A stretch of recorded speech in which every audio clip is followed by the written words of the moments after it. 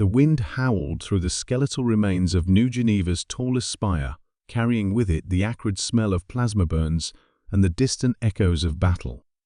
Zara stood at the edge of the observation deck, her bare feet dangling over the precipice that separated her from the war-torn cityscape below.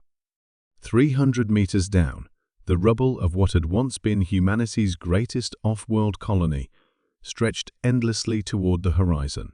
She closed her eyes, feeling the artificial gravity generator's subtle hum beneath her feet. Even now, as the world crumbled around them, the technology that had brought them to this distant planet continued to function with mechanical precision. How ironic, she thought, that the machines would outlast the people who created them. The Viridian attack had come without warning 6 months ago. Their crystalline ships had descended from the stars like falling diamonds, beautiful and deadly. Within hours, the planetary defense grid had fallen, and the real horror had begun, not death that would have been merciful. The Viridians didn't kill humans, they harvested them, extracting some essential component of consciousness that their species craved like a drug. Zara had watched her younger brother Marcus dragged screaming into one of their bio-extraction chambers. The shell that emerged had his face, his voice, even his memories, but his eyes, those warm brown eyes that had always sparkled with mischief, were empty as winter space. The thing wearing Marcus's body had smiled at her with mechanical precision before walking away, leaving her with nothing but the echo of his final, terrified scream. The guilt gnawed at her like acid. She had hidden in the maintenance tunnels while they took him. She had saved herself and abandoned the only family she had left in the universe. The weight of that cowardice had grown heavier each day, until even breathing felt like theft. Beautiful view for a last look. Zara's eyes snapped open. The voice was human, genuinely human, not the hollow mimicry the Viridians wore. She turned to see a figure emerging from the stairwell access, moving with the careful, measured steps of someone accustomed to combat. His armor bore the faded insignia of the Terran Defense Corps, though the blue and silver had long since been scorched black by plasma fire. "Go away," she whispered, her voice barely audible over the wind. "I don't want to be saved." The soldier removed his helmet, revealing a face lined with exhaustion and grief. His hair was prematurely gray, and a jagged scar ran from his left temple to his jaw. But his eyes still held the spark of defiant humanity that the Viridians could never replicate. "Neither did I," he said simply, settling down on the debris-strewn deck a few meters away. "When they took my unit, when I watched my friends become something else, I stood on a bridge just like this one, ready to make the same choice you're contemplating."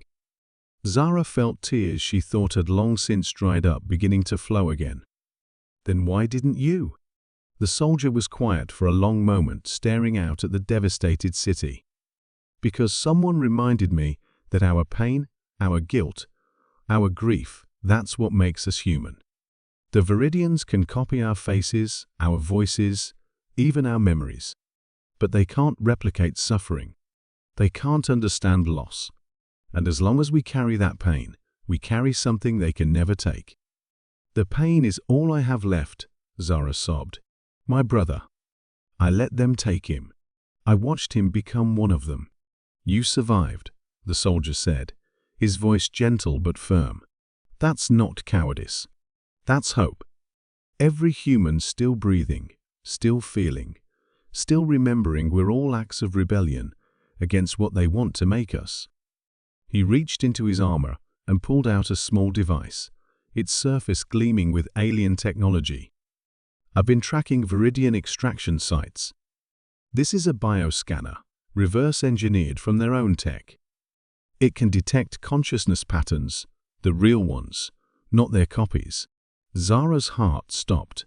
"What are you saying?" "Your brother.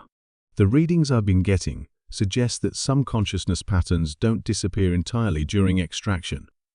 They're fragmented, scattered, but potentially recoverable. There's a Viridian mothership 3 sectors from here. If we could infiltrate their main processing center. The soldier trailed off, letting the implication hang in the air between them. It was a suicide mission. They both knew it. But it was also something else, a chance to strike back, to save not just Marcus, but potentially hundreds of other victims. Zara looked down at the drop below, then back at the soldier. For the first time in months, she felt something other than despair stirring in her chest. It was fragile and uncertain, but unmistakably real. "What's your name?" she asked. "Commander Jake Reeves." "And you?" "Zara Chen, xenobiology specialist, former researcher at the Synthesis Institute." She stepped back from the edge, wiping her eyes with the back of her hand. "I know Viridian bioextraction protocols better than anyone still alive." Jake smiled, a real, genuine expression that lit up his scarred features. "Then maybe we have a chance after all." As they walked toward the stairwell together, Zara realized that sometimes salvation didn't come from avoiding the fall. It came from finding someone worth climbing back up for. The war was far from over, and the odds against them were astronomical. But they were human, with all the pain and hope and stubborn defiance that entailed. And that would have to be enough.